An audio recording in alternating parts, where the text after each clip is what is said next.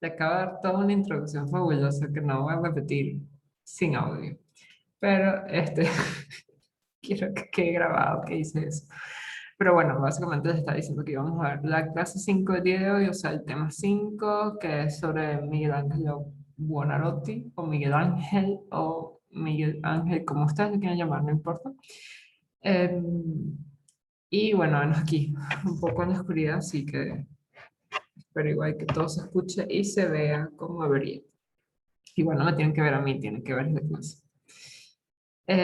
Básicamente siempre recordamos que esto tiene asociado un podcast que deberían haber escuchado ya y que está mal aquí, porque realmente es el que se llama el número 6 que es Mr. Worldwide también. Y las lecturas, si son las mismas, Benévolo de la 91 a la 97, que estaba repetida ya del tema de Bromante, y Norbert Schultz de la página 132 a 149, que se va a repetir para la clase que viene, que es la de manierismo. Vamos a hablar un poco luego de o sea, voy a nombrar unos extractos de las lecturas durante la clase para que podamos comentar eso. Obviamente van a tener un glosario que hacer con esta clase, como todas las demás clases, las fichas en mapa, y esta vez vamos a tener un ensayo que voy a ponerme este fin de semana a revisar los ensayos que ya hicieron para ver qué comentarios les puedo dar para que este ensayo mejore o no empeore, por decirlo así. Y la idea es que escojan entre una de estas tres películas, o sea, escojan una de estas tres películas. La primera es Lutero, la segunda Príncipe de los Zorros o Prince of Foxes, del 49. Esta película es de Orson Welles, es maravillosa, es blanco y negro. Está grabada en Italia además. Y Agonía y Éxtasis del 65, que es realmente la que está relacionada directamente con Miguel Ángel. Eh, Como dije en el podcast, obviamente la Lutero tiene una relación más que todo con el podcast y no con la clase de hoy, pero cualquiera de las tres funcionaría, dependiendo de cómo ustedes lo vean. O sea, de sus intereses. Príncipe de los Ojos también está en YouTube y Agonía y Éxtasis también, y creo que el Lutero los tres están. Voy a hacer que esas estén como al final, para que, o sea, esa lista de reproducción está al final para que la puedan tener. Obviamente vamos a tener un Kahoot que se los voy a dejar el fin de semana para que lo puedan hacer. Y seguimos con el trabajo en grupo también. Ahorita deberían estar pensando las preguntas, deberían estar mandándome las preguntas para que las vayamos comentando de ahora a la semana que viene y así puedan entonces empezar a escribir, a producir el trabajo en grupo, técnicamente. Ya estamos como en la bajadita. No sé si tanto se lo cuento, porque creo que este podcast fue súper específico sobre lo que hablamos y fue bastante largo. Así que lo importante es que reflexionemos primero que este es un nuevo mundo, hay una nueva geopolítica, hay nuevos conflictos y hay nuevos intereses, por decirlo así. Y esto es importante porque voy a tratar de ir a una lectura que tengo de Benévola acá, que es la que ustedes deberían tener, que es interesante porque es importante ver a Miguel Ángel como una generación donde los artistas no pueden ya quedarse en el marco de los conflictos civiles, están empujados forzosamente al descubierto y pagan personalmente por los problemas de todos.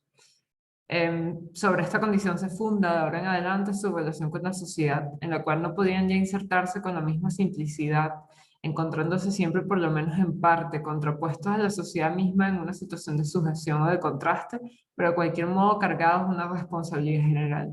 Ahora los artistas tienen una responsabilidad general con su contexto, entonces por eso tenemos que meterle un poco más el ojo al contexto, porque es importante ver cuál es la relación y las consecuencias que tiene realmente. Este, Vamos entonces otra vez a la lámina, bueno yo, porque ustedes están viendo mi lámina, y revisar que los dos contextos milanos son importantes. Uno es Florencia, donde este, se desarrolla,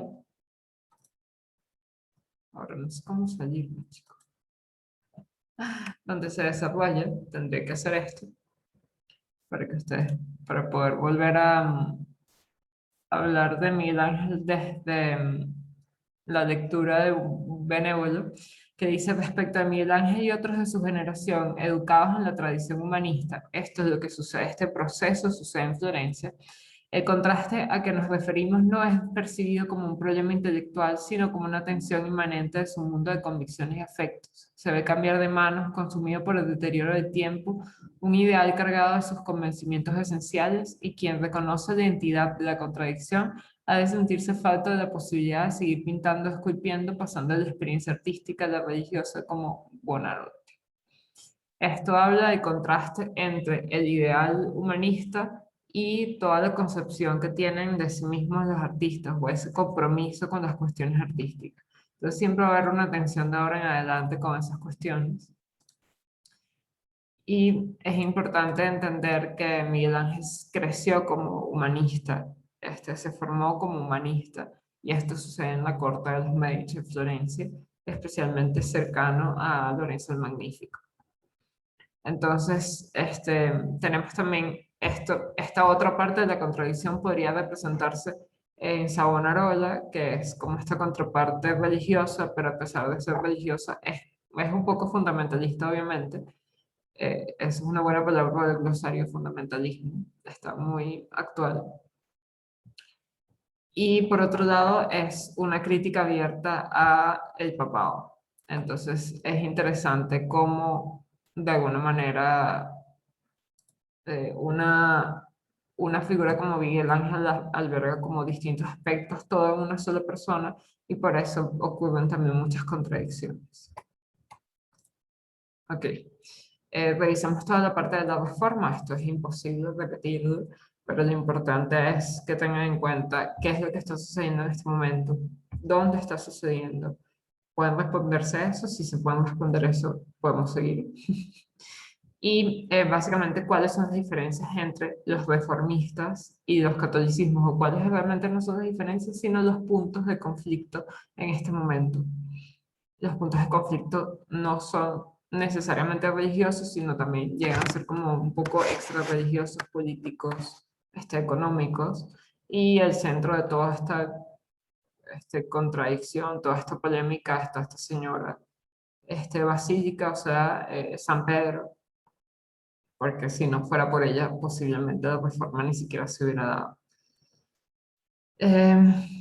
Obviamente esto separa Europa más que lo del cisma de Occidente que habíamos tenido, porque la separa para toda la vida, o sea, todavía hoy. Y Roma está en un proceso que estaba como increyendo, como en una subida con Bramante, pero durante este momento, o sea, el momento temporal de Miguel Ángel y de los manieristas que vamos a ver la clase que viene, hay como una ruptura total con el saco de Roma y hay una fuga, una decepción generalizada. Entonces esto es importante que lo veamos porque de alguna manera tenemos que ver que la Roma de Bramante y Miguel Ángel era como una Roma que estaba como ascendiendo, que estaba siendo como el núcleo cultural de Italia, pero con el saco de Roma, que es de alguna manera como una consecuencia de todos estos hilos de poder que se están manejando entre el papado, el Sacro Imperio Romano Germánico, o mejor conocido como Carlos V, y todo lo que sucede dentro de este Sacro Imperio Romano Germánico en control con la Reforma, desestabiliza toda la región y tiene consecuencias directas sobre vamos a decirlo, este renacer romano del Renacimiento. Renacer, no, vamos a ponerle renacer clásico romano, o sea, de esta Roma monumental. Entonces empieza a cambiar también toda la sensibilidad que se tiene como ser humano ante todos esos problemas. Estamos hablando de una situación mucho más complicada que lo que hemos visto hasta ahora. Sí, habían habido guerras, por ejemplo, habían habido pestes incluso, pero ahora, de alguna manera, el ser humano humanista, o sea, este artista humanista, va a ver esto de una manera distinta, va a ser mucho más sensible a estos cambios, también por la razón que decía Benevolo, que ahora el artista está en el punto de mira, o sea, tiene un rol social importante que está de alguna manera en la vanguardia y por eso va a sentirse mucho más contra, contrariado por este tipo de situaciones. Entonces, habiendo visto esto, vamos a tener un buen panorama de Miguel Ángel como escultor, como pintor y como poeta, y vamos entonces, horrible esta lámina, vamos entonces a ver al arquitecto Miguel Ángel Buonarroti. Buonarroti, como lo leen en la lectura de mi querido Norbert Schulz, este, técnicamente nunca se definió como arquitecto, fue la única cosa que dijo que nunca habría sido. Se creía, lo dice aquí, inapto, incompetente, incompetente. Realmente desarrolló un par de obras, no tenemos más porque realmente las hizo, lo podemos ver, de 1516 a 1563, o sea, como en los últimos años de su vida, donde se dio como por vencido y dijo, bueno, vamos a entrar a la arquitectura, que ya lo habían empujado muchas veces a esto, y empezó con proyectos, casi todos los proyectos son pequeños, menos obviamente los que hace como más relacionados con el Vaticano, que son San Pedro y el Campidoglio. El resto son mucho más puntuales. Por ejemplo, tenemos la que tenemos acá, que es la fachada de San Lorenzo, que es completamente un proyecto. Les quería leer algo que está en Pateta, sobre Miguel Ángel, que es sobre el proyecto para la fachada de San Lorenzo, que lo escribe en 1517, o sea, un año después de haber hecho o comenzado el proyecto. Señor Domenico, después de la última vez que os escribí, no he podido dedicarme a hacer ningún modelo, tal como os dije.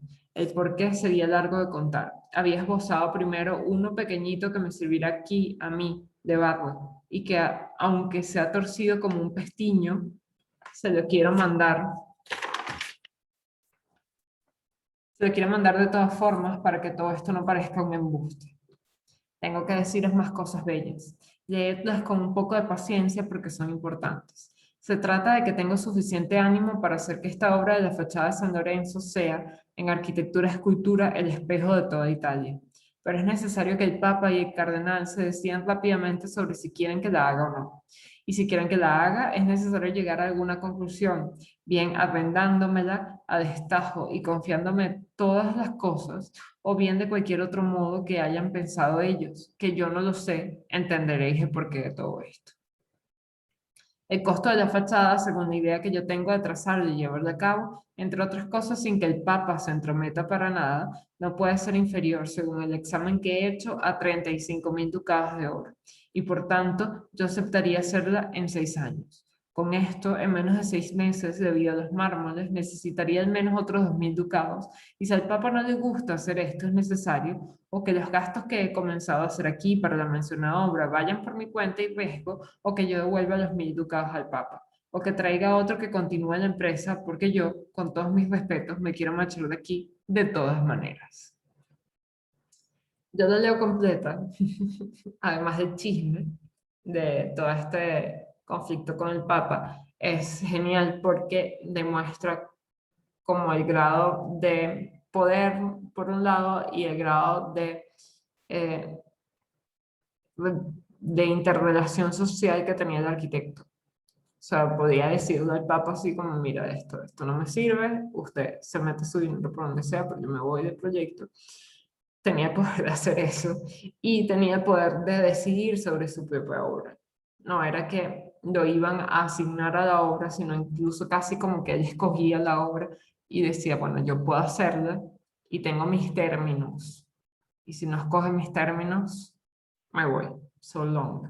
Y esto es interesante por eso, porque él de alguna manera está expresando sus términos acá y tiene el poder de decir, de decidir, yo puedo o no hacer esta obra.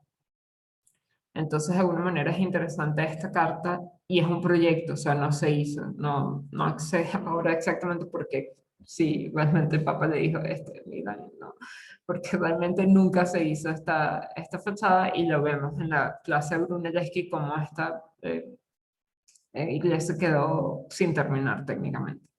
Entonces, quería como comentarles eso sobre la fachada de San Lorenzo y vamos a ver Entonces, casi todos los demás proyectos, eh, sería mencionarles algo que no vamos a ver, que es, por ejemplo, los proyectos de fortificaciones que hace en Florencia Miguel Ángel. Esto los hace en el marco de este asedio a Florencia, que sucede con las tropas de Carlos V entre 1527 y 1530. Todo esto lo hace Miguel Ángel en ese marco, o sea, trabaja para la ciudad.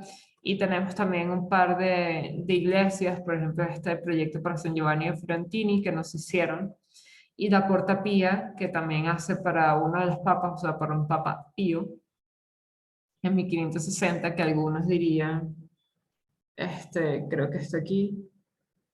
Sí, Pipa Ligorio, en 1560, dice: si hacen una puerta en la ciudad, Porta Pía, le colocan una máscara en medio como si fuera un templo de Baco o un teatro, y cuanto más asombro fijen, más las califican de ser algo bello y admirable, en vez de esculpir las empresas, los obispos o cualquier cosa bella que nos muestre la justicia, la equidad, la memoria del donante, o la imagen de que ha creado el cielo y la tierra, alguna otra cosa digna de gloria divina. Ponen en cambio algunas tonterías, algunas interrupciones dignas de la discordia y de la incertidumbre de la vida, cosas verdaderamente dudosas. Había gente que no le gustaba esta puerta, técnicamente. Y las demás obras las vamos a revisar un poco. Ah, bueno, no, obviamente la planta de Santa María de Angeli, porque tuvo demasiados cambios, no lo vamos a ver, pero también es un proyecto, el último proyecto técnicamente de Miguel Ángel, donde propone también una planta en una iglesia que es fabulosa. Deberían buscarla, esta Santa María de Angeli. Termina siendo un poco más, o sea, es un poco más barroca, no debería estar como en este tiempo, pero creo que vale la pena que la revisen porque es interesante como proyecto. Entonces vamos con la primera obra, que es la Sacristía Nueva, y yo voy a hacer una pequeña momento de pausa de agua.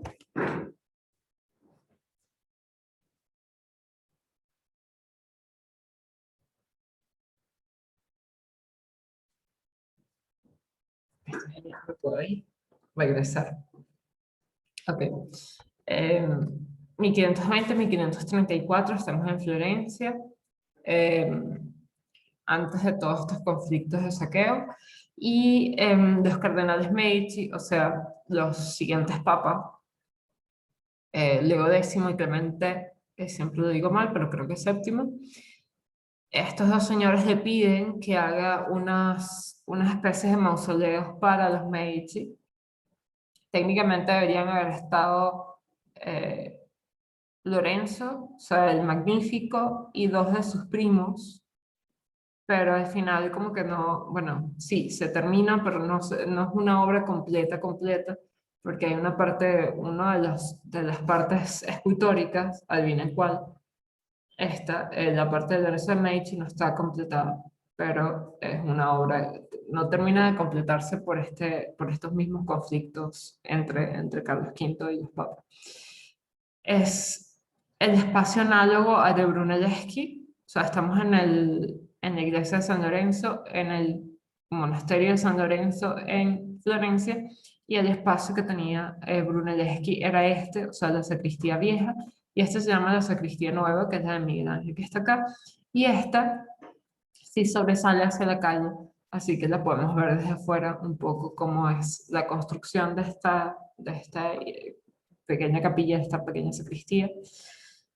Un poco para que vean también todo esto de la fachada de San Lorenzo que nunca se terminó. O sea, esta obviamente tiene fachada hacia afuera, pero no es algo que haya tocado Miguel Ángel, sino más bien todo el interior. Es un espacio análogo, pero adaptado como un mausoleo, y también es algo nuevo. Uno, empezamos como desde arriba, la cúpula semisférica. Vamos a ver que Miguel Ángel tenía como un cierto, no sé si decir fetiche, pero tenía como una fijación con las cúpulas semisféricas. O sea, le parecían como, ustedes saben que el círculo es como la figura perfecta, las cúpulas semisféricas relativas también como al panteón romano, le parecían las más poderosas, por decirlo así. Y vamos a ver cómo hay como una cierta acumulación de valores plásticos, que es algo que vamos a ver en la arquitectura de Miguel Ángel, y es una de las cosas que se va de alguna manera a fortalecer durante el manierismo, y vamos a ver que se desata completamente en el barroco esta acumulación de valores plásticos. Hay como puntos calientes de plasticidad o de expresionismo o de expresión. Y hay una descomposición de los elementos y códigos clásicos que teníamos ahora, hay una subversión de códigos, y esta vez también esto va a ir acompañado de una iluminación no uniforme. Vamos a ver que en planta es la misma exacta planta de Brunelleschi. El alzado no es del todo análogo al de Brunelleschi, empezando por la cúpula, pero también con la situación de donde, por ejemplo, están los arcos y la relación con esta parte de las pechinas, es muy distinta a lo que teníamos en Brunelleschi. Esta vez, si la vemos así en corto, es un espacio mucho más vertical que el que tenía Brunelleschi, y está hecho como en tres grandes tapas, con tres niveles, y el tercer nivel es mucho más amplio, tiene una ventana acá con su propio frontón, un frontón curvo. Esto no lo habíamos visto hasta ahora. Iban los frontones curvos que tenían los antiguos romanos, que no lo habíamos visto. Y toda esta parte que sí está como desarrollada como un conjunto, una articulación un poco más unitaria, a pesar de un entablamento continuo acá, que es un entablamento que es completamente continuo, pero vamos a ver que de alguna manera es como si estuviera quebrado o que sobresaliera y entrara, que es algo que no tendría mucho sentido si es realmente un entablamento estructural. Entonces vamos a ver que es completamente un valor plástico. Por otro lado, tenemos que ver cómo esto, como dije con las ventanas en Miguel Ángel empiezan a tomar una fuerza impresionante, ellas propias empiezan a tener una personalidad y empiezan entonces a desarrollar como distintos elementos solo referentes a ellos, y entonces las ventanas, terminan siendo como un edificio o una fachada dentro de la fachada. Por otro lado, tenemos obviamente los desarrollos escultóricos que esta vez están completamente adaptados, y si los vemos, por ejemplo, en el alzado, se ven como está completamente pensado en el sentido de la unidad. Aquí no hay como una separación de elementos, sino que la escultura trabaja en relación a la arquitectura. Esto es una cosa que es importante porque vamos a darnos cuenta con Miguel Ángel y con los manieristas que la relación entre otras artes y la arquitectura se va a empezar a trastocar y va a ser como mucho más cercano a todo. Era algo que ya habíamos visto con Bramante, con ese presbiterio falso, pero ahora lo vamos a ver muy claramente. Y no es solamente porque los arquitectos que trabajan en el manierismo también podrían haber sido pintores o escultores, como sucede con Rafael Sanzio o con Miguel Ángel, sino también porque hay una cierta unidad venida, porque todas están relacionadas con el diseño. Como todas estaban relacionadas con el dibujo, ahora entonces todas van a querer representar como la unidad, y ahora entonces se van a unir técnicamente en las obras de arquitectura. Entonces, vamos a ver estas flechas. Recuerden que estas flechas son como para que todos ustedes tengan como unas referencias acá. Vamos a ver la otra imagen, la acumulación de los valores plásticos, las obras escultóricas en el espacio. Ahora vamos a ver cómo la escultura también de alguna manera ayuda a articular la fachada. Obviamente esta descomposición de elementos y subversión de los códigos es muy clara cuando pensamos en la sacristía vieja de Brunelleschi, cómo él utilizaba la pietra serena, representando de alguna manera la parte estructural contra los muros blancos, calados, y ahora entonces vamos a ver cómo esto no nos termina de cuadrar de alguna manera. Sí, hay mucha estructura, pero ¿cómo explico yo que estos elementos, como este edículo, de esto que recubre la ventana, es un elemento estructural? ¿Cómo me explico yo también el entablamento que es continuo pero quebrado? Eh, ¿Cómo me explico entonces también que haya como un entablamento acá y acá un arco también, y todo esto sea estructural? Empieza como a una subversión de los códigos. Este entablamento obviamente no debería estar como atravesando una arcada, no tiene mucho sentido. Entonces ahora hay una propia personalidad, hay una hay una especie de contradicción entre qué es estructura y qué no, qué es muro. Ahora realmente hay como mucho más muro, pero realmente la estructura es como mucho más pesada. Vamos a ver algunas cosas interesantes que se repiten en toda la obra de Miguel Ángel, que es esto, que es como esta conjunción, como si ahora estamos pensando en este mismo problema de la vuelta de esquina que tenía Brunelleschi. En vez de salir la vuelta de esquina, ahora es como si entrara. Entonces es como que si la fachada de alguna manera se continúa, o sea, como que chocara, hubiera como un choque entre las dos fachadas y por eso queda esa esquina. Es interesante como ver eso. Obviamente los pilares ahora son mucho más cercanos a lo que era la realidad de los pilares y sí, de las pilastras eh, romanas, y vamos a ver que tienen obviamente su carga escultórica interesante.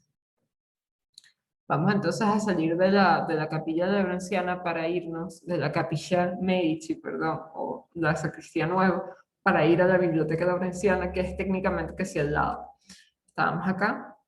Y ahora vamos a la Biblioteca Laurenciana, que está dentro del claustro, o sea, dentro del monasterio de San Lorenzo, está sobre el refectorio, o sea, sobre el comedor.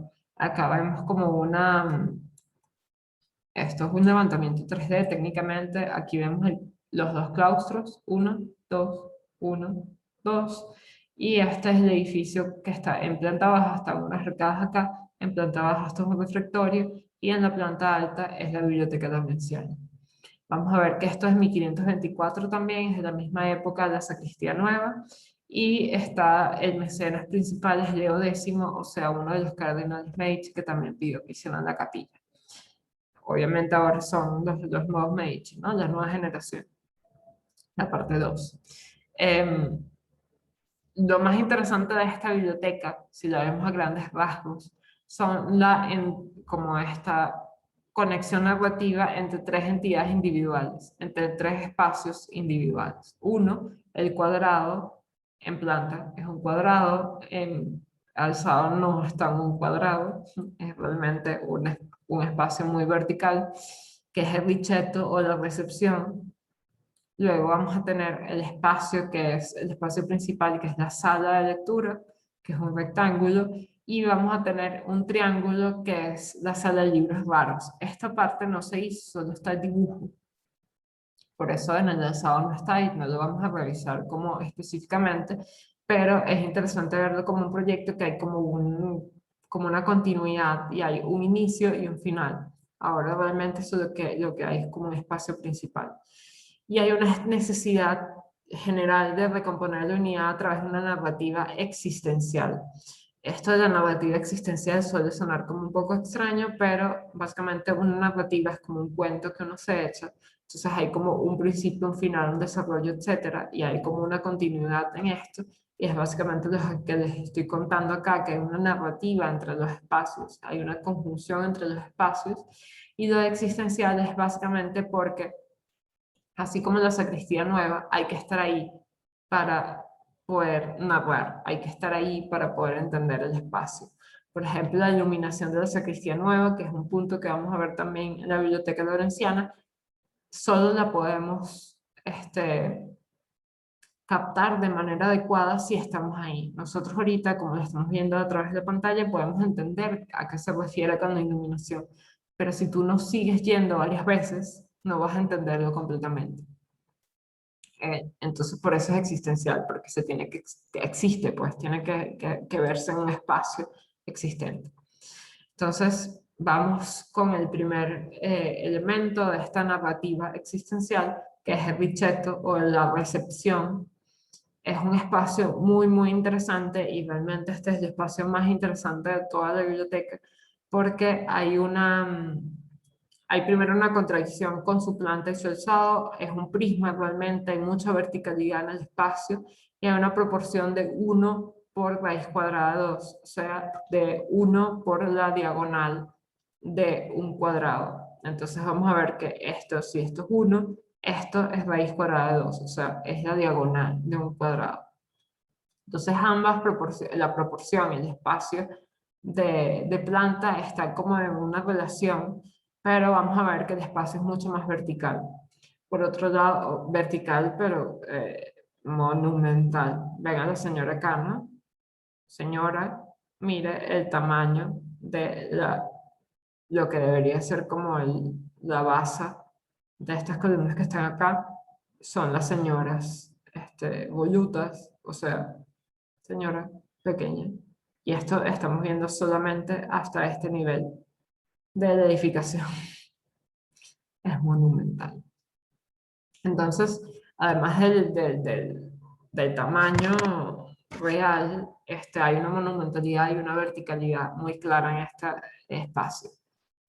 Eh, ¿Qué pasa si uno está en un espacio vertical, muy vertical, pero con una planta muy reducida? Lo que está haciendo la señora que básicamente es mirar hacia arriba y hay una forma, no puedes de alguna manera captar el espacio completamente porque el espacio es muy reducido. Ya van a ver que las fotos son nefastas para este espacio porque siempre vas a estar como apabullado por el espacio porque no puedes recorrerlo completo o no puedes recorrerlo con la mirada completamente, aprenderlo con la mirada completamente. O sea, siempre vas a tener que hacer como distintos paneos para captar. Y esto es lo que se vuelve a desarrollar con la narrativa existencial. Tienes que armar tu propia narrativa para poder entender el espacio. O sea, tienes que existir en el espacio y poder recorrerlo, tocarlo, verlo, para poder entenderlo. Por otro lado está esta descomposición y subversión que hace que sea mucho más complejo todo, porque el espacio interno es como si se llenara de espacio externo. Hay una fachada que normalmente habíamos visto solo en los exteriores, en el interior del espacio. Hay obviamente una matriz, hay una modulación claras, que esto nos ayuda a entenderlo porque ya conocemos los códigos de Renacimiento, o sea, conocemos cómo se mueve una fachada en el Renacimiento, o sea, hay una matriz clara, hay una geometría, pero esto tiene muchísima más tensión, mucho más dinamismo, hay mucha más plasticidad en cada uno de los elementos. Esto obviamente ayuda o se ve compenetrado con la parte de la iluminación, que era lo que estamos hablando, que hay una iluminación forzada en la capilla, es un poco menos evidente, acá es sumamente evidente porque las únicas ventanas que tienen iluminación externa son acá arriba y obviamente tienes una puertecita acá que es por la que entras, que es esta técnicamente. Entonces estás entrando, las únicas entradas de luz son estas, desde arriba. Así que la luz cuando entra, porque no siempre va a entrar, porque el sol no siempre va a estar como en la condición para que la luz entre directamente, o va a entrar como muy horizontal, o sea que no va a iluminar el espacio de abajo, o va a entrar muy picada, realmente sí, en picada, para poder iluminar el espacio. Esto quiere decir que vas a tener como rayos de luz que van a chocar contra el espacio. Vemos, por ejemplo, en esta imagen, este rayo que está cruzando acá, que realmente no ilumina mucho el espacio donde está la señora. La señora está muy justo al lado de la puerta, pero está más o menos iluminada. Pero vamos a ver que hay una luz en picado, como les comentaba. Vamos a la siguiente imagen para que podamos ver un poco más sobre lo que es ese elemento plástico principal que es la escalera y para que vean lo que yo decía, que las fotos son nefastas porque realmente el espacio es un espacio existencial, un espacio que tienes que estar ahí para poder entenderlo y que es muy complicado por su proporción, captarlo como una imagen. Vamos a ver cómo la escalera es un elemento propio, con una independencia muy clara, con tres elementos, cada uno de los elementos obviamente tiene una simetría, pero los elementos tienen como su propia personalidad. A mí me parece siempre, yo siempre digo que esta escalera parece salir como de Harry Potter, porque pareciera como que es como orgánica, como que sale de ese espacio, como invitándote a entrar. Y realmente eso es lo que está tratando de hacer de alguna manera Miguel Ángel en este espacio. Vamos a ver que todo el dinamismo, hay demasiada tensión, hay como un espacio como súper constringido que de alguna manera es como si se estuviera cerrando alrededor de esta escalera y la escalera lo que te está diciendo es como sube, escapa. Yo siempre he hecho el cuento y siempre me ha encantado echarlo y siempre lo repito, ahora va a quedar grabado que yo fui a este espacio con mi mamá, o sea, dije, vamos a Florencia, vamos, o sea, cuando vayamos a Florencia tenemos que ir a la biblioteca Lawrenciana, tenemos que ir, hay que pagar una entrada ahí y todo. Y justo cuando estábamos en la entrada, justo en la entrada, o sea, un poco más atrás de esta imagen que ven acá, o sea, siempre hago así, en vez de hacerlo con el cursor, te ven la entrada para que puedas entrar al espacio y técnicamente dice, bueno, entre, adelante. Mi mamá obviamente entró a este espacio y lo primero que hizo fue subir las escaleras e irse. Cuando ya estaba como a mitad de las escaleras, yo le dije así como, creo que eché un grito y todo, así como típica venezolana en el exterior, y eché un grito para que dijeran, no, no, no, esto no es, este es el espacio en el que hay que ver. O sea, si vas a la sala de lectura y ya la van a ver, no vas a ver nada, lo que tienes que ver está aquí. Pero obviamente esta escalera te está contando la historia, que es lo que quiere contarte Milán. O sea, sale aquí y escápate. O sea, ve al espacio, al otro espacio, y ya van a ver por qué los quiere llamar para allá. Y cuál es el contraste entre un espacio y otro para que uno realmente quiera irse a este otro espacio y no se quiera sentir otra vez como seguir sintiéndote constringido aquí en este espacio.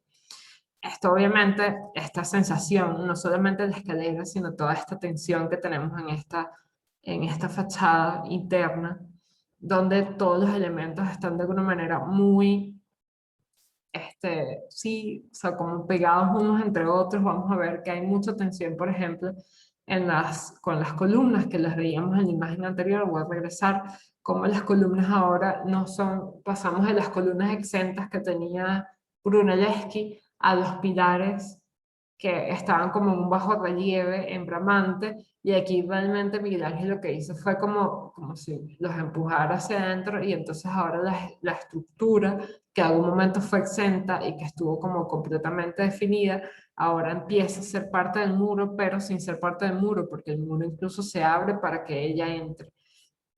Y además está entrando doble, o sea, son unas columnas pareadas que hacen mucho más fuerza y que están entrando en el muro, y el muro se abre como para que ellas entren. Es súper confuso.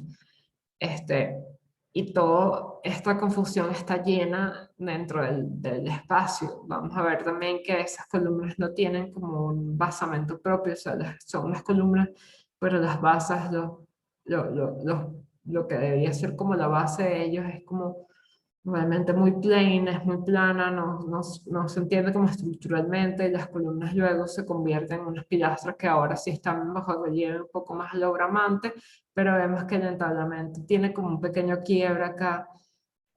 Entonces vamos a ver como que estructuralmente no parecen como muy cercanas unas con otras, mientras que, por ejemplo, acá tienen unos conflictos completamente directos con el pórtico de entrada, que además está quebrado. Eso pasa también en otros, o sea, todos los demás elementos son también como muy recargados, se salen como de su espacio existencial, por decirlo así, o sea, como su espacio de confort es mucho más abierto, y siempre se van a estar como pisando unos con otros, y realmente es como casi como si uno se hiciera una escultura. Cuando hablé de San Lorenzo, hablé que Miguel Ángel hacía esculturas de barro para poder hacer este tipo de trabajo, trabajaba como una manera escultórica. Pero vamos a ver cómo la escultura pasa a ser arquitectura y pasa a ser espacio realmente. O sea, no es una obra escultórica, es espacio. Volutas por todos lados en la escalera. Vamos a ver, por ejemplo, acá esta imagen es clara con lo de la iluminación. Esta creo que es una de las únicas fotos mías que tengo acá porque eran nefastas, las tomé con una cámara que no era tan bonita. Y como les digo, el espacio es muy oscuro con esta contraposición de esta iluminación picada, y realmente no es como un espacio sencillo de fotografiar, pero tienen como este contraste claro acá con la iluminación. Vamos a ver cómo hay un montón de cosas en esta fachada también que no tienen mucho sentido utilitario, pero parecen utilitarias. O sea, no son decorativas, son utilitarias, pero realmente no tienen una utilización, como este montón de nichos, edículos, que hay un montón, pero son como unas ventanas tapadas. Es una locura este espacio. Básicamente, en resumen, es un mismo lenguaje, es el mismo lenguaje que hemos visto hasta ahora. No hay un solo elemento que no hayamos visto como de manera individual hasta ahora. Tal vez, obviamente, la escalera no la hemos visto hasta ahora, pero si uno analiza los distintos elementos, los habíamos visto. Pero técnicamente hay otro espacio. Hay una tensión que se contrapone con la calma clásica que habíamos visto hasta ahora.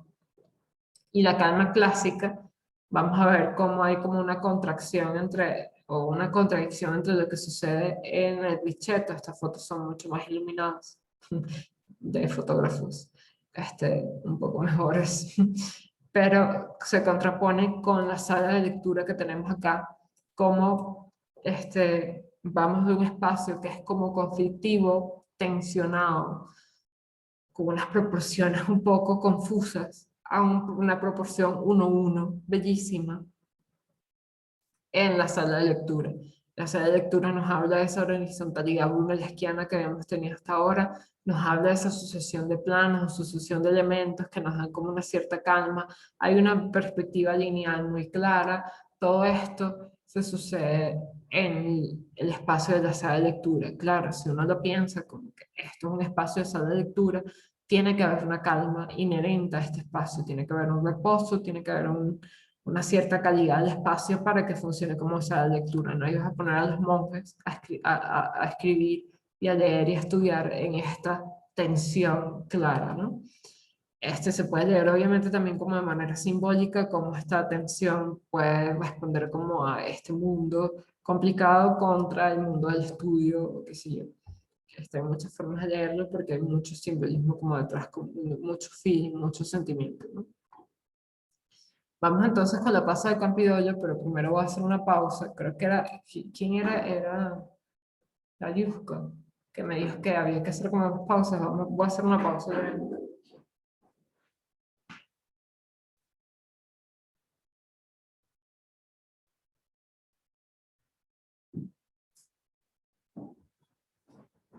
Me encanta la otra. Ok, vamos con la plaza de Campidoglio. La plaza de Campidoglio, ya ahora estamos en Roma, pasamos de Florencia a Roma. Estamos en 1534 de 46. Es un desarrollo que se hace en el marco de este programa de amistad con Carlos V, de alguna manera también tratando de renovar a Roma después del saco de Roma.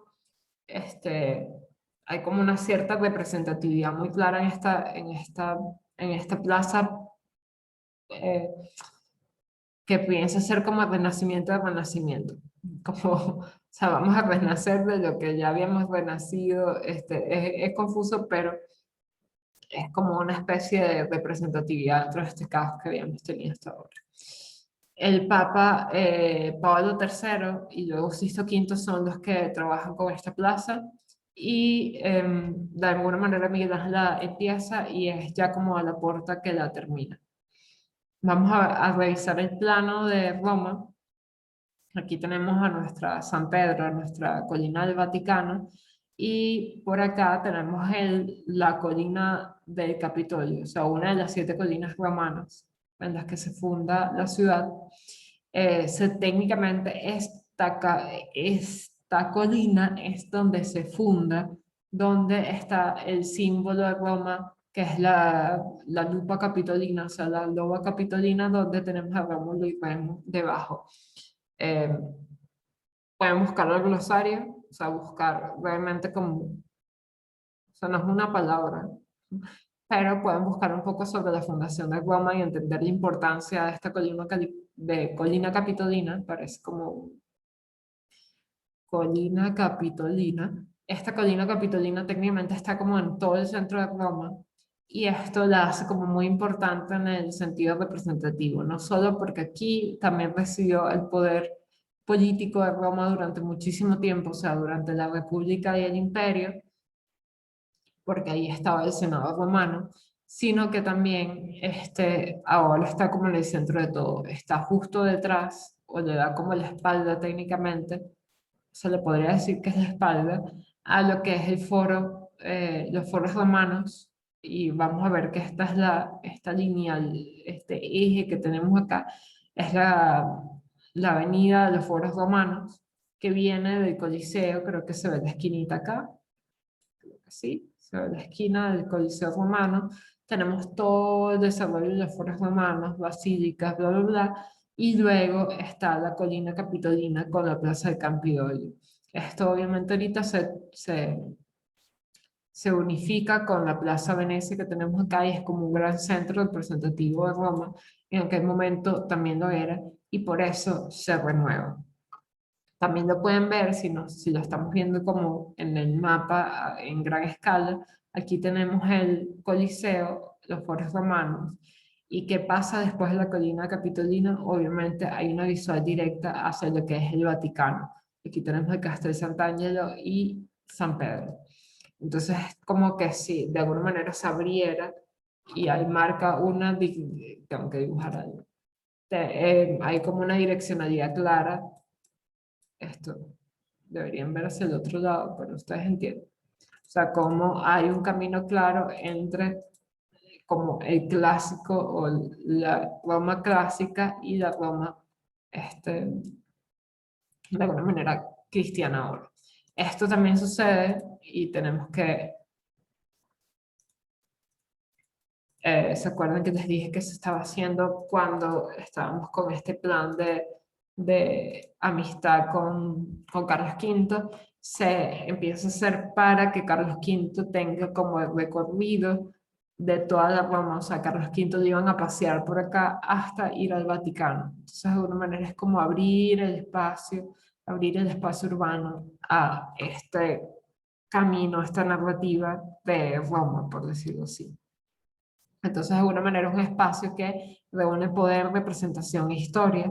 Es un ordenamiento de un espacio residual, decimos residual porque obviamente tiene su representatividad, es muy importante, pero hay unas ciertas preexistencias que ya estaban y este espacio siempre fue una plaza, o sea, siempre fue como, obviamente no fue tomado como una plaza siempre, pero siempre fue un espacio abierto, residual entre las edificaciones existentes.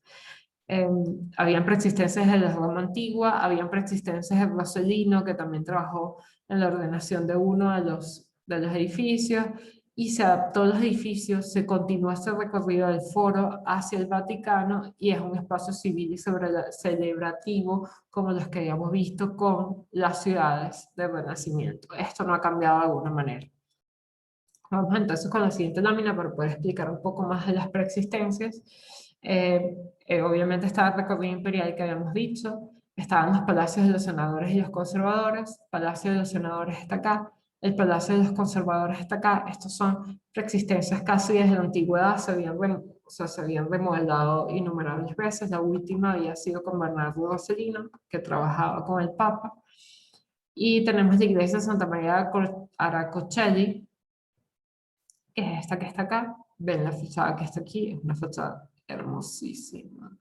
Esta iglesia está fundada acá como en el marco de estas remodelaciones cristianas dentro del foro romano. Hay varias, se hicieron iglesias dentro del foro romano solamente como para bendecir esta tierra pagana que tenían acá. Y había una estatua de Marco Aurelio que era antigua, se dice que en un tiempo sí estuvo acá, pero realmente el Papa la había relocalizado a este centro de la plaza, y es esta misma que queda acá todavía. Estoy casi segura de que esto es una copia, pero no importa, lo importante es lo representativo. Y la plaza trapezoidal ya existía ya, no era simétrica, porque este edificio que está acá no existía. Esto lo propone el señor Miguel Ángel. Aquí hay más fotos y más vistas que son maravillosas. Vamos a ver, por ejemplo, el dibujo también déjenme leerlo con calma porque creo que lo voy a cagar. Marten van Heemskerk, obviamente es un holandés, en 1530, o sea, justo cuando se estaban haciendo las remodelaciones. O sea, obviamente aquí estamos viendo cómo se hacen como los movimientos de tierra, porque los arquitectos también hicieron movimientos de tierra en ese momento. Vamos a ver que aquí está Santa María de Aracocelli, que está un poco, a un nivel bastante por arriba de la plaza. Vemos que la plaza era casi como un deslave acá, y tenemos los dos edificios que sí existían, que es el Palacio de los Senadores, que tenía una forma mucho más de fortaleza medieval, y el Palacio de los Conservadores, que acá es casi como una domus ahí, con unas galerías abajo. Esto es lo que de alguna manera se encuentra Miguel Ángel cuando va a hacer esta plaza. ¿Qué sucede? De alguna manera lo importante es que no sé por qué, sí, no sé, a veces uno toma unas decisiones antes de darle clase y las láminas son un poco extrañas. Básicamente, esto es importantísimo porque, déjenme ver que revise acá, si puedo dibujar. Obviamente hay una axialidad clara, que aquí no me quedó muy bien, pero está muy clara dónde es la axialidad que responde al recorrido imperial que habíamos planteado anteriormente, que divide esta plaza en una plaza simétrica, pero que antes no era simétrica. Miguel Ángel la tiene que hacer simétrica, la tiene que construir simétricamente, y por eso entonces genera una, vamos a ver si me quedan paralelas, vamos a ver si las puedo fugar todas en un conjunto. Vamos a ver cómo Miguel Ángel se trabaja con la perspectiva lineal, trabaja con la axialidad y genera una simetría que ayuda a focalizar como toda la plaza. Entonces vamos a tener un frente claro, que es este Palacio de los Senadores, que es una maravilla, que es representativo, que es muy alto, así que digamos, tiene ya como una jerarquía clara, y vamos a crear entonces este foco acá, que nos va a ayudar a tener una plaza trapezoidal. Este edificio de los capitolinos técnicamente es casi como solo, es como solo una fachada, o sea, este espacio, y ya, este, realmente ahorita es un museo de arte clásica, de arte romano antiguo, es maravilloso, pero vemos que no tiene como el recorrido, edificación que tenemos acá, sino realmente está súper acotado porque está trabajando con lo que tiene de espacio entre la Santa María de Aracocheli y lo que es la plaza.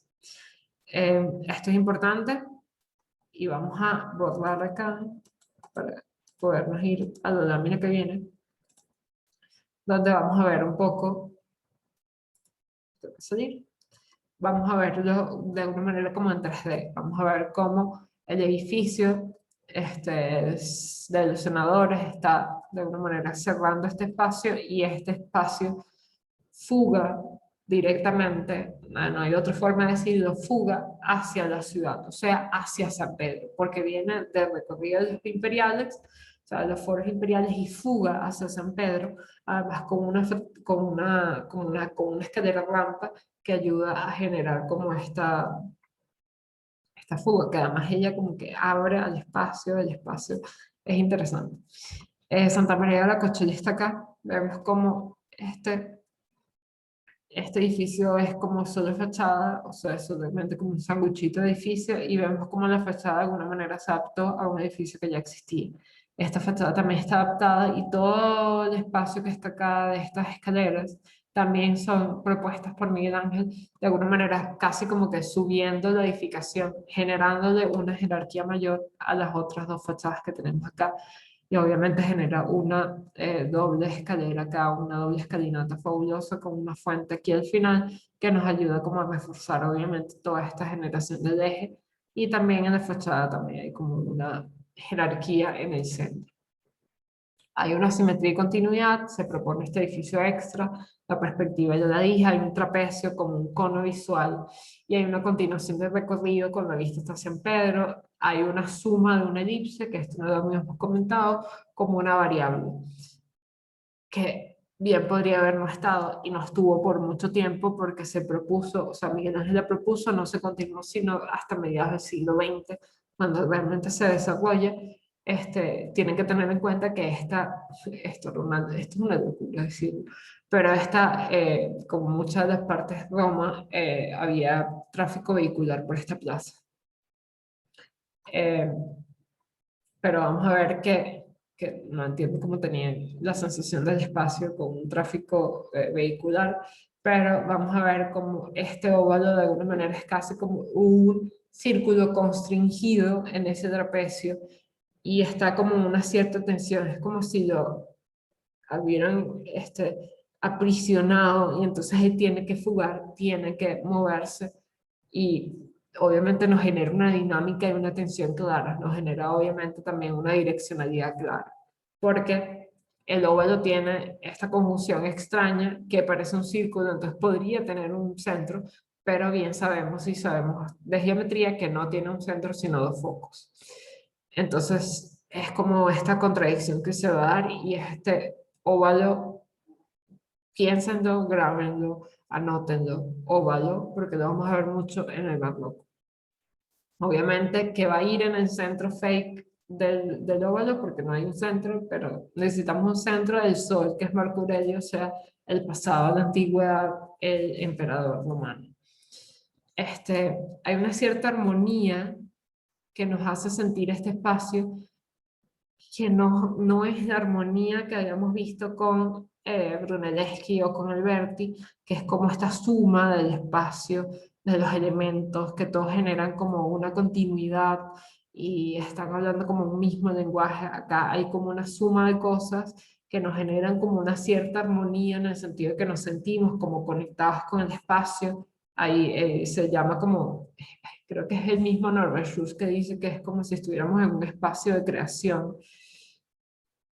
pero realmente no es por esta armonía, no es directamente la misma belleza que tenía Alberti, pero sí lo es porque es la armonía de las partes, pero son una suma de cosas que no son del todo armónicas entre ellas. Y esto obviamente se suma al estatus que tiene este espacio como principal lugar de la Roma que estamos viendo, que es una Roma que está renaciendo de alguna manera.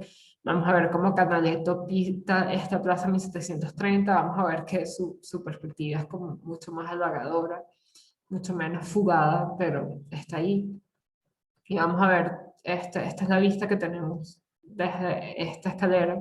Esta foto es malísima, pero vamos a ver que acá está San Pedro, la cúpula de San Pedro, que creo que todavía sigue siendo el punto más alto de la Roma, como de casco histórico. Y vamos a ver un poco más cómo este espacio es representativo. Hay muchas parejitas que van, o sea, es un espacio representativo de Roma. Y los italianos tienen una costumbre de que cuando se casan visitan como los monumentos de la ciudad y el Campidoglio es como uno de los referentes. Esta foto también es mía. Ese día que fui había una pareja ahí. Vamos a ver que hay también como un juego exterior, interior con las fachadas. Vamos a ver que estas fachadas se parecen mucho a las fachadas que habíamos planteado ya en los interiores, pero entonces estamos hablando que esto es un espacio urbano, pero es como un espacio interno urbano, que era la misma conjunción que tenemos o confusión que tenemos con Bramante. Hay una continuidad entre las fachadas, nos están hablando como un idioma parecido, pero cierto dinamismo entre ellas. O sea, no solamente porque están ubicadas de esa manera, sino también eh, cómo se hablan entre ellas. Obviamente hay una jerarquía y hay una galería, no sé por qué le puse un asterisco, pero supongo que pueden ser edificaciones o edificios o fachadas. Y las galerías en planta baja que generan como una continuidad entre ambos edificios. Estos edificios son edificaciones distintas, son una es el Capitolio y otra es la de los conservadores. Tienes galerías en estas dos, en esta tienes la escalera como que lleno contra vacío, y estas galerías no las habíamos visto hasta ahora como de manera tan evidente, vamos a empezar a verlas muchísimo más de ahora en adelante.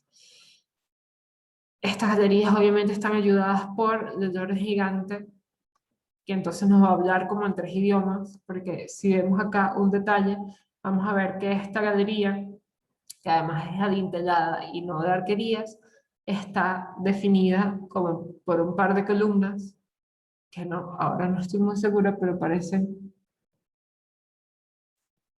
jónicas, tengo que buscarlas, parecen un par de columnas jónicas que están de alguna manera eh, sosteniendo este entablamento que no es continuo, es como si pasara, como si se entrelazara detrás de este orden gigante maravilloso que sostiene el resto del edificio, sostiene una cornisa, un entablamento fabuloso, una cornisa bastante sobresaliente y además de esto una balaustrada con esculturas sobre el eje de la columna, o sea, como que hacen como el remate de remate. Porque obviamente sabemos que la columna remata acá, pero ella remata como visualmente, tiene como una linealidad así como que lanzara como un fuego artificial hacia arriba. Y vamos a ver que hay como esto se contrapone con este muro que en esta edificación, o sea, en esta edificación es como mucho menos muro y hay mucho más estructura, porque además tenemos cada uno de los elementos de las ventanas con sus propios elementos, con su propio frontón, sus propias columnitas, sus basas y su pequeña balustrada, su pequeño antepecho. Vamos a ver que hay una centralidad clara en esta fachada y en esta también. Esta, a pesar de que están las de lado, también tienen como una cierta simetría entre ellas. Entre ella y entre ellas. El orden gigante se vuelve también a repetir en el otra edificación, pero acá es menos evidente como el trabajo de más fuerza que tiene el orden gigante. Acá vamos a ver que hay como mucho más muro y menos estructura. Obviamente, ya como que se lo pudieron haber entendido con la explicación que di, o haber sacado esta conclusión, pero como yo soy profesor, tengo que hacerlo evidente, hay una verticalidad clara con todo este orden gigante, con este trabajo, además como reforzar esos ejes verticales, pero hay una horizontalidad que es evidente con el uso de las balaustradas, con el uso de estos elementos de galería y de alguna manera escalinatas abajo, y también con el trabajo de las cornisas que ayudan a este entablamento continuo acá a reforzar como esa linealidad. Entonces los elementos que podían ser muy verticales de alguna manera es como que si los empujaras hacia abajo y empiezan a ser muy horizontales. O sea, ayudan a esa horizontalidad que nos va a ayudar a fugar hacia el espacio infinito o hacia el Vaticano. Y las ventanas, les puse aquí otro nombre, son unas microcomposiciones de alguna manera.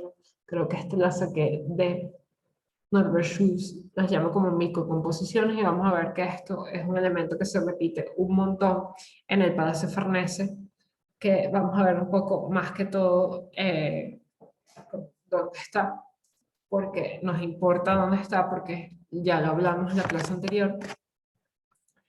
Nos importa porque estamos aquí, se tienen que imaginar que esto es San Pedro, esto es una imagen maravillosa de Google Maps, pero no sé por qué no salía San Pedro cuando se hizo el levantamiento, pero estaría aquí.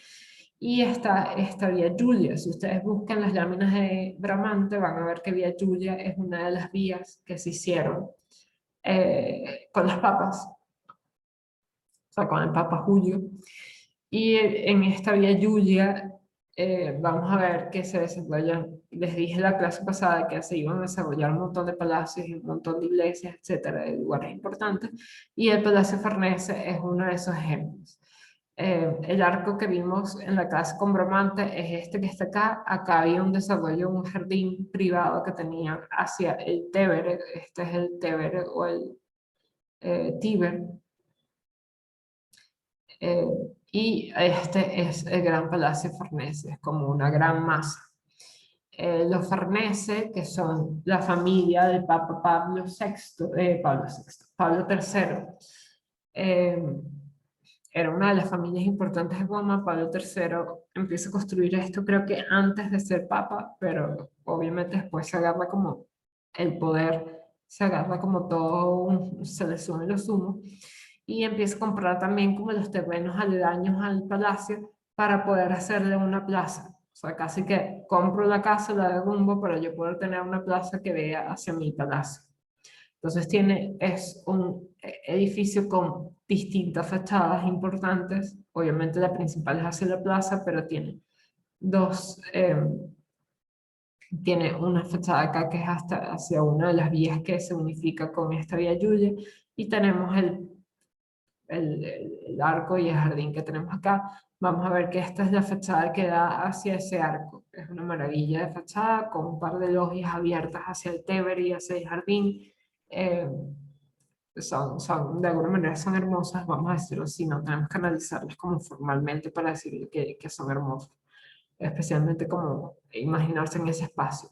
Para imaginarse en ese espacio le hago propaganda a este link que tienen acá, que es una visita virtual que es fabulosa porque van a poder de alguna manera pasear por todo el palacio, especialmente en estos espacios del jardín. Obviamente también es algo que no había dicho, hay mucha más altura en esta edificación, esto es evidente obviamente, entre esta edificación y el resto de la Roma que todavía existe. Y es interesante, vamos a ver cómo los vestíbulos y corredores son un punto importante en este palacio. Oh, fuck, lo cambié. Es, esta imagen la vamos a repetir de alguna manera luego. Este es como el vestíbulo de entrada del palacio. O sea, tenemos que imaginarnos que estamos entrando de aquí al patio central. El patio central está acá. Este es el vestíbulo de entrada y obviamente hay un montón de corredores, incluyendo estas logias maravillosas hacia el jardín.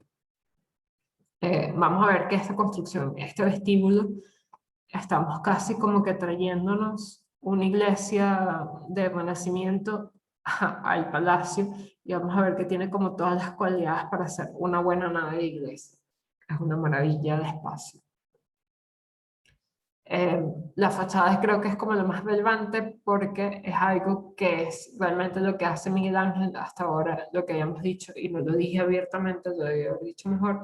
El Palacio Farnese empieza con Antonio da Sangallo, que se convertiría como en el archirrival de Miguel Ángel. Nunca entendí por qué se llevaba muy mal.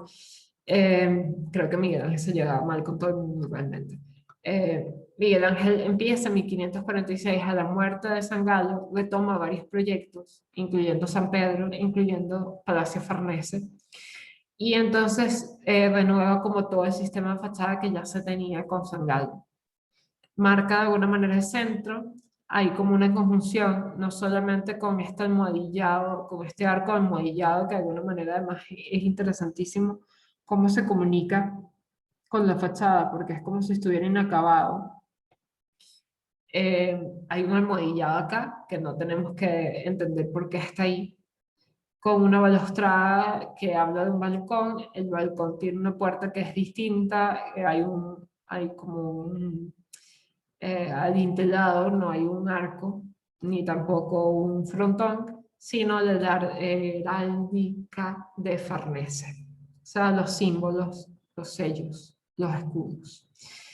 De alguna manera también es interesante porque marca el centro y de alguna manera con este mismo almohadillado marca los finales de la fachada. Esto hace que se genere como se acote la fachada, que es una fachada muy horizontal, pero de alguna manera generando esto, se acota la fachada y la acota de manera súper extraña porque este almohadillado, vamos a ver, que es como, está el pie completo para que se dé un pilar, pero entonces el pilar se convierte en almohadillado y como el almohadillado no es continuo, no se sucede hacia el resto de la fachada, termina siendo como un pilar almohadillado muy, muy extraño. Es muy extraño, no vamos a seguir con esto. Con estos acotamientos, por decirlo así, o sea, hay un eje, hay unos cierres, hay también una continuidad horizontal, especialmente con los entablamentos, las cornisas y esta señora cornisa que mucha gente creía que se iba a caer, que esto no iba a existir, se cayó en un momento. Se hizo incluso o sea, para probar que esta cornisa se iba a funcionar, se hizo un modelo 1:1, escala 1:1 de madera, para poner en una esquina de la fachada para que se entendiera realmente lo que él quería hacer. Entonces, esto es interesantísimo porque habla por un momento del trabajo de diseño del arquitecto, como el arquitecto tiene ahora las herramientas de comprobar casi que, sí, literal, 1:1, su diseño. Y esto era obviamente porque tenía problemas con la gente que decía que esta cornisa no se iba estructuralmente a funcionar, y funcionó. Esto se une, esta horizontalidad se une con la serialidad de la fachada, que no es completamente serialidad porque vamos a ver que los frontones, a pesar de que los frontones de estas ventanas son completamente iguales, las de tercer piso, que es el piso que hace o que termina Miguel Ángel, contra las adinteladas que están abajo, sí nos habla igual que los otros restos de los palacios, nos habla como tres lenguajes distintos porque son tres usos distintos, pero estas hileras de ventanas acá nos generan y nos marcan un ritmo con la alternancia entre frontones normales, o sea, triangulares contra frontones curvos. Entonces nos genera como una cierta, como un cierto ritmo en este segundo nivel. Hay un juego, algo nuevo. 1570, o sea, la muerte de Miguel Ángel lo terminan, lo retoman Giacomo Laporta y Jacopo Vignola. Se decora con frescos manieristas en el interior, que eso es lo que van a ver ustedes si van a vean la visita virtual y van a ver todo este montón de frescos manieristas. Vamos a ver un poco, antes de irnos acá, el patio. El patio es mucho más conservador que lo que tenemos acá en fachada. O sea, no hay como cornisas gigantes, hay una arquería realmente, una arquería muy bramantesca, porque estamos hablando de pilares más que todo y de doble pilar, o sea, como un sistema Fornix. Vamos a ver que hay una gran cierre entre este primer nivel y el resto, y vamos a ver unas contradicciones aquí súper cómicas, que es, por ejemplo, esta arquería contra frontones, o sea, hay una arquería y un muro y frontones, y acá realmente es un sistema dintelado contra otra vez frontones y el basamento es diferente. Entonces vamos a ver que se repite un poco el esquema de Bramante de tener como distintas personalidades que hablan el mismo lenguaje y por eso de alguna manera funciona el patio, pero hay ciertas contradicciones dentro de él. Las contradicciones acá son mucho más claras, mucho más evidentes y es como si se les sacara partido de alguna manera las contradicciones. Estamos hablando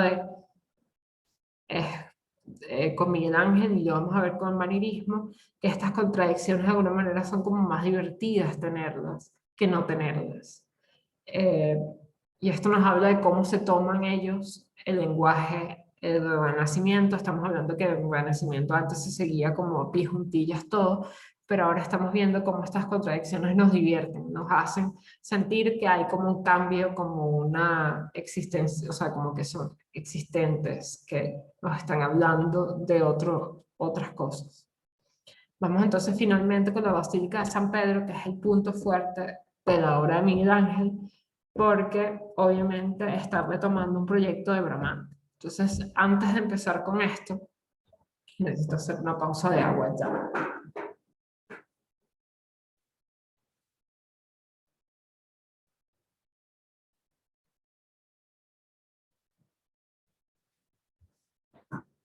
Volví. Ok. Antes de quería hacer como propaganda a la lectura de Norbert Schulz. La lectura de Norbert Schulz es interesante y vamos a ver, vamos a poder hablar de esto en la clase como presencial de la semana que viene, que es el manierismo, porque Norbert Schulz de alguna manera incluye las obras de Miguel Ángel dentro del manierismo. O sea, trabaja el manierismo como todo el siglo XVI y genera Miguel Ángel dentro del manierismo. Vamos a considerarlo, vamos a comentarlo la semana que viene, tanto en el podcast como en la clase presencial. O sea, me pueden decir como sus pros y sus contras sobre esto, pero especialmente de esta lectura son interesantísimos los análisis que hace, como mucho más puntuales, mucho más específicos sobre la obra de la Biblioteca Laurenciana y sobre la Plaza del Campidoglio. Así que es la lectura para la gente pragmática que quiere aprender un poco más de estas edificaciones que estamos viendo acá. Y vamos entonces a hacer como un pequeño resumen de lo que ha sucedido con San Pedro. San Pedro, vimos que lo había empezado como en 1505, realmente proyectos de 1500, 1505, la retoma Bramante, o sea, empieza a generar el proyecto en 1512, ya cercano a la muerte de Bramante, solo se han construido los pilares centrales del proyecto, o sea, los pilares, estos señores pilares que teníamos para generar esa cúpula inmensa que teníamos acá, solo casi creo que los que estaban hechos eran los que estaban en el norte.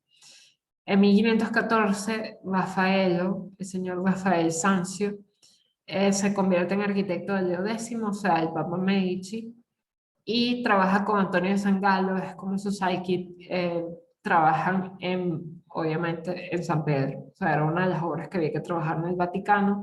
Vamos a ver que Rafael no solo trabajó en San Pedro, sino hizo muchas más obras, especialmente interiores en San Pedro, y además fue el maestro de las ruinas de San Pedro, o sea, estudió muchísimo las ruinas.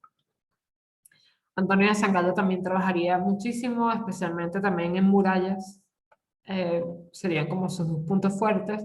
Ellos generan entonces un par de proyectos. En esta época, el de Rafael es un poco previo a su muerte. Rafael muere muy joven, creo que en 1516, y Sangalo es el que trabajaría luego como Sangalo lo saltan terriblemente porque nombran a Peruzzi como sucesor de Rafael, pero Sangalo sigue ahí duro y él hace como un proyecto que vamos a ver un poco ahora. Peruzzi también hace unos levantamientos fabulosos de lo que estaba construido en San Pedro en ese momento y vamos a ver cómo estos dibujos también van a ser muy importantes para unas clases que vamos a ver luego. En 1546, a la muerte de Sangalo, como les dije, Miguel Ángel es el que toma el proyecto y la responsabilidad de manejar el Vaticano. Esto es una locura. Este, Tenemos que tener en cuenta que Miguel Ángel vive 80 años, porque nace en 1475, muere en 1564. Eh, en 1546, o sea, tengo que sacar la calculadora para hacer esto. En 1546, su profesora tenía 71 años y a este señor le estaban dando una encomienda nueva, un trabajo nuevo. Esto es una maravilla. O sea, la película de Robert De Niro y Anne Hathaway y le están dando el proyecto de su vida a los 71 años y además es una empresa que se sabe que debería ser mucho más continua en el tiempo. O sea, se sabía de alguna manera que, o sea, esto no iba a durar, realmente dura 10 años nada más, bueno, unos 20, casi unos 20, hasta 1564 cuando muere Miguel Ángel y solo el transepto sur está construido. O sea, no se ha hecho realmente mucho, sino solamente la parte sur del transepto. 1530, o sea, cercano a la época en que Miguel Ángel toma las obras de San Pedro, este señor Marten van Heemskerk, tengo que aprender holandés, el señor Heemskerk hace el levantamiento también de San Pedro y vamos a ver que es casi como un montón de ruinas sobre las ruinas. Si querían parecer romanos, es como que lo lograron ser mucho más romanos porque lo que hay es un montón de ruinas. Porque vamos a ver que lo que hay levantado acá son nada más la parte estructural de la obra, o sea, la parte de los pilares. Obviamente generan los arcos para tener como todo, está todo muy bien, de alguna manera enlazado estructuralmente, pero no hay más nada que eso. O sea, eso es lo que hay. Y eso es lo que vamos a ver. Vamos a ver como el recorrido rápidamente de qué pasa entre Bramante y Miguel Ángel. En 1414, como les dije, Rafael entra y de alguna manera adapta lo que había. Lo que había, recuérdense que eran estas 4 pilares, era lo que había. Y entonces, él de alguna manera plantea la misma silueta de la planta de Bramante y la vuelve longitudinal. Esto obviamente recuerden siempre que siempre vamos a estar como en toma y dame con las plantas longitudinales y centrales, porque las plantas longitudinales son mucho más aptas a los ritos católicos que las centrales. Vamos a ver que en el sábado es súper interesante porque nos habla un poco el lenguaje de San Andrea, incluso si la vemos así como con ojos cerrados saltando y sin saber que esto es el proyecto de Rafael, diríamos que San Andrea. Hay un cambio obviamente que esta cúpula semisférica es mucho menos vertical, mucho más representativa y tenemos un como un pórtico acá que es como mucho más débil en comparación con el de San Andrés. Pero básicamente es muy parecido en alzado, en planta es un monstruo. Otra cosa interesante de Rafael, que es el arquitecto que es reconocido como uno de los primeros que utiliza todas las proyecciones ortogonales para el diseño. Estos obviamente son dibujos posteriores, o sea, creo que estos son como del siglo XVIII, pero se hacen sobre trabajos que ya había hecho Rafael. O sea, Rafael trabaja con plantas cortas y fachadas. Esto es interesantísimo.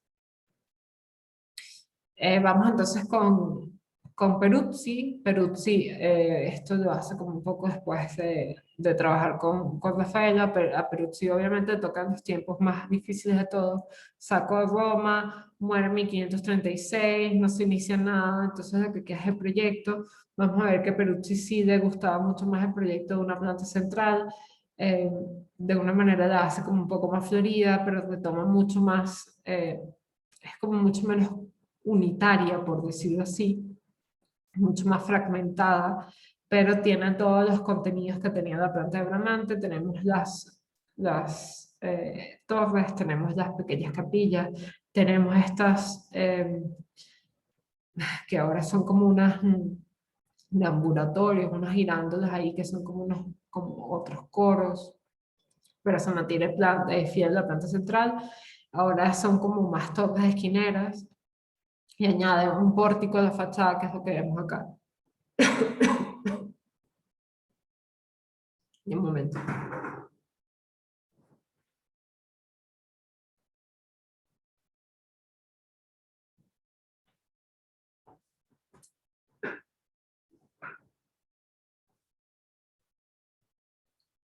Ok. Y añade los pórticos de la fachada que se parecen mucho más a unos pórticos como de la Capilla Pazzi, o sea, como el primero Renacimiento.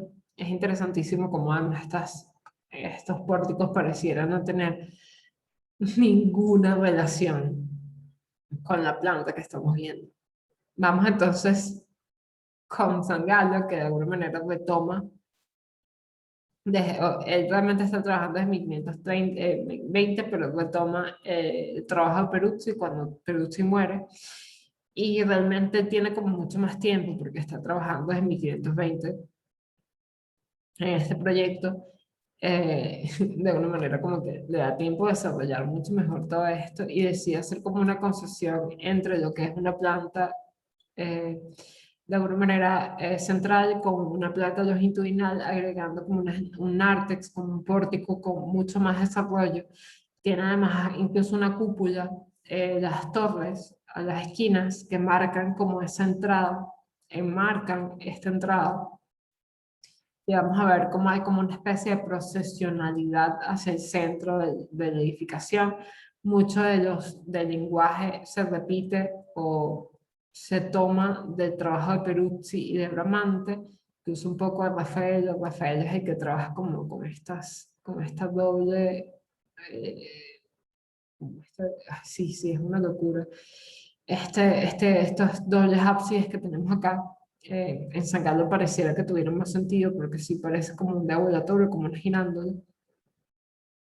pero básicamente esto es una monstruosidad hacia afuera. Vamos a ver que este es el pórtico, estas son las torres, que son las torres. Este es como este espacio de pórtico de transición que era abierto hacia el exterior, y vamos a tener este gran espacio que ahora tiene como un gran símbolo de la cúpula ya no es hemisférica, sino tiene una linterna gigante, pero con todo y eso que la cúpula está súper elevada con un cimborrio, lo que vamos a ver de la cúpula hacia el exterior es casi nulo, porque además tenemos como un supermercado eje acá, con un gran pórtico, y es que las torres además son inmensas. Ya vamos a ver, que creo que algunos de ustedes ya lo saben, que Bernini trabaja con unas torres acá y se le caen. Ni hablar si San Galo hubiera tratado de hacer esto hubiera sido una locura. Pero básicamente lo importante es saber que con estas con todos estos desarrollos verticales y con la fachada imponente que tiene, la cúpula pierde la jerarquía completamente. Y realmente los trabajos de obra es interesante porque quedaron estas maquetas de madera ahí. Y sí, los que vayan a ver Lutero estén pendientes porque ya aparece. La maqueta es uno de los personajes importantes. Entonces, resumidas cuentas, tenemos como todo este montón de desarrollos. Lo importante es que revisáramos un poco qué es lo que está sucediendo en este momento. Estos arquitectos, la mayoría van a ser también, van a de alguna manera a ser representados en la siguiente clase, que es el manierismo, pero no quería dejarlos por fuera porque quería que entendieran de dónde estamos de Bramante a San Pedro y qué pasó en el entremedio, para no decir así como que, bueno, estuvo esto como que sin hacerse durante todo este tiempo. Sí, hubo como un desarrollo en este medio tiempo, pero cuando llegamos a Miguel Ángel, vamos a leer un poco lo que él propone. Él hace un estudio directo de lo que propuso Bramante. Es como si dijera, esta es la planta original y no los proyectos que se realizaron, que muchos de ellos y se intentaron construir, o sea, como que trabajaron en pro de construir eso. Ok, esta es una carta de Bartolomeo Manati, que era un escritor.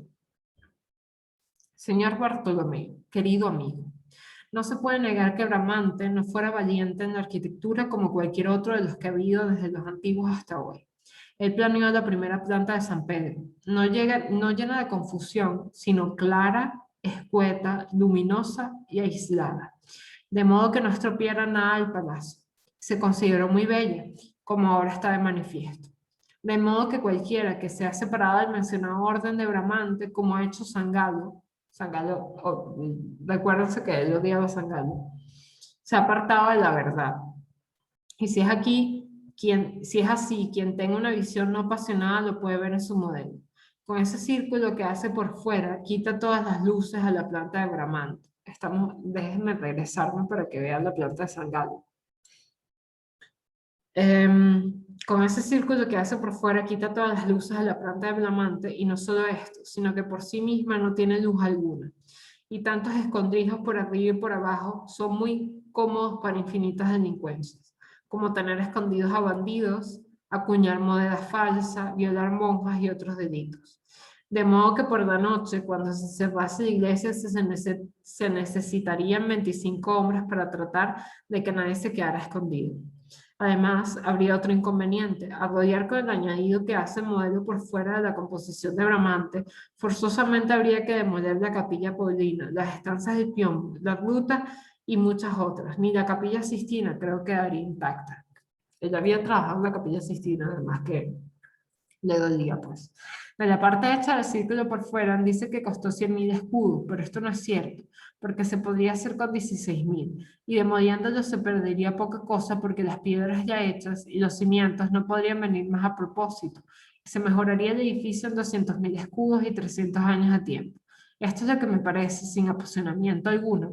No hay ningún apasionamiento, Miguel Ángel, porque de vencer sería una gran pérdida. Y si pudieras hacer que el Papa entendiese esto, me harías un favor, porque no me encuentro bien. Me encanta esto que diga que no me encuentro bien, porque al parecer yo creo que siempre he tenido como este tema de conflicto. Básicamente esta es una carta para hacer lobby de su proyecto, pero para hacer lobby en el sentido de entender que el proyecto de San Galo, o sea, no el proyecto de Bramante directamente, el proyecto de Bramante estaba bien, el proyecto de San Galo simplemente es como una eh,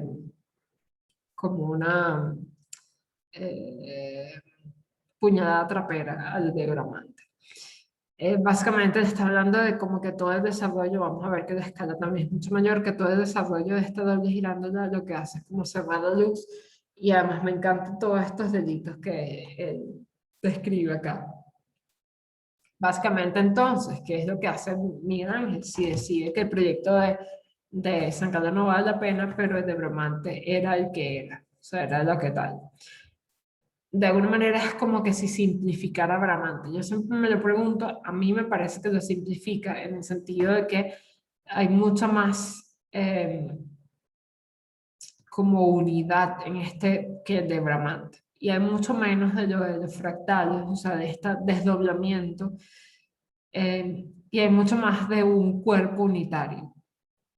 Conserva la centralidad, conserva obviamente la cruz griega y de alguna manera refuerza muchísimo la doble envolvente que teníamos planteada con Bramante, generando un ambulatorio ahora muy, muy claro entre las que son las capillas y o sea, como capillas ábside alrededor de lo que es el centro. Esto nos ayuda a entender cómo ahora el muro de Miguel Ángel es un muro muscular. Es una estructura que a la misma vez es envolvente y además por fuera está reforzada por este uso del orden gigante. Vamos entonces a ver cómo es el muro acá. Es un muro continuo, es un muro envolvente que se va adaptando al espacio interior. Entonces por eso se le llama muscular, porque es casi... Eh, podría llamarse también como que es como una piel, pero se llama muscular porque de alguna manera se va adaptando y se va creando como una tensión entre esos espacios. O sea, es como que estuviera tensionándose para poder crear estos espacios. Esto también en el sentido de que podría estar como constringido, pero sentimos que es como que casi como que respirara. Esto es una locura. Me pueden decir así como, profesora, no entiendo nada. Pero es básicamente como este sentido de que hay una tensión en ese muro. Pero es un muro continuo. Ya no estamos hablando de pequeñas partes de estructura y no estructura. Es un muro estructural continuo. Y esto lo vemos también en el exterior, porque si lo vemos y no tuviéramos, por ejemplo, la maravilla de las sombras, este muro realmente nos parecería como un muro plano, pero es un muro que se va contrayendo, entrando y retrayendo y saliendo, para poder, esta fachada, tienen que entender que es esta fachada, una de las fachadas laterales. Vamos a ver que es como si entrara y saliera, para poder tener este espacio interior. Es un muro que funciona en correspondencia a su espacio interior. La idea del pórtico de San Galo la retoma de una manera un poco más escueta, porque sabe que todo este desarrollo que tenía San Galo acá no le gustaba, era muy grande. Y en general hay una tensión horizontal y vertical, así como el muro también tiene como una tensión que parece como un corazón, que está como, es como un órgano. Acá también hay una tensión entre este muro muscular contra esta verticalidad muy clara. Acá, obviamente estamos hablando de quién es la protagonista, es la cúpula semiférica que tenemos acá, que además Miguel Ángel sabía que iba a ser mucho más grande que la del Panteón Romano. Entonces, la monta sobre un tambor maravilloso, que también está pensado como una logia con eh, columnas pareadas. Vamos a ver que las cúpulas de las capillas nunca van a ser tan altas como incluso el arranque de la cúpula, pero el muro continuo entonces marca como 3 niveles, o podríamos decir 4, podríamos decir más, pero realmente son como 3. Tendríamos el muro, vamos a ver que hay como un gran ático dentro de este muro, un gran ático que se sostiene con este montón de columnas de orden gigante que le encantaban a Miguel Ángel. Y tenemos este otro nivel donde están las otras cupulillas con el tambor, y luego tenemos la gran cúpula. Son como una estratificación, pero vamos a ver que hay una relación clara entre este muro que está abajo y la cúpula que está arriba. La cúpula habla como otro idioma y se explota de otra manera, y el muro está ahí como sosteniendo esa cúpula, la cúpula, para que de alguna manera ella sea la protagonista. Internamente se dice que esta cúpula no iba a tener luz desde arriba, sino que la luz iba a venir también de la parte del tambor. Vamos a ver que ahora no tiene ningún problema con la iluminación. Y vamos a ver que si este corte que pasa como completamente por el transepto crucero acá, es muy parecido al exterior, un orden gigante y una continuidad con la bóveda de cañón. Entonces, vamos a ver por un lado que hay una totalidad dinámica de esta edificación, pero hay unas cosas muy claras que la hacen como mucho más sencilla, por decirlo así, o mucho más unitaria que lo que había propuesto Bramante hasta ahora. Esto básicamente no se construye, vamos a ver al final, y no lo vamos a ver ya, sino en la unidad que viene, o sea, en el barroco, cuánto de esto se construye. La fachada que vamos a ver acá no es la fachada que existe ahora con San Pedro. Vamos a ver que es muy parecida, pero no es, y por eso no les voy a mostrar más imágenes de San Pedro, sino las del proyecto, directamente las del proyecto de Miguel Ángel, porque son las que nos pueden hablar directamente de qué estaba sucediendo en este momento. Se los dejo acá, no les preguntarían por un momento si comprarían esta edificación, no, de hecho esa pregunta hoy, realmente comprarían alguna de estas edificaciones millonarias, yo las compraría todas realmente.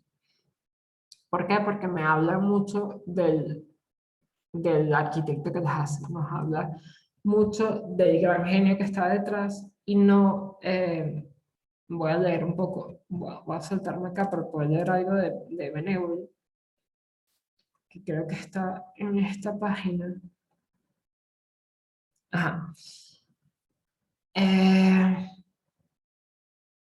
La dignidad personal del artista es sobre todo una prerrogativa del intelecto, o sea que la personalidad, la dignidad es de la inteligencia, más que de la universalidad de su objeto, saca la coherencia de su conducta frente a las múltiples ocasiones particulares.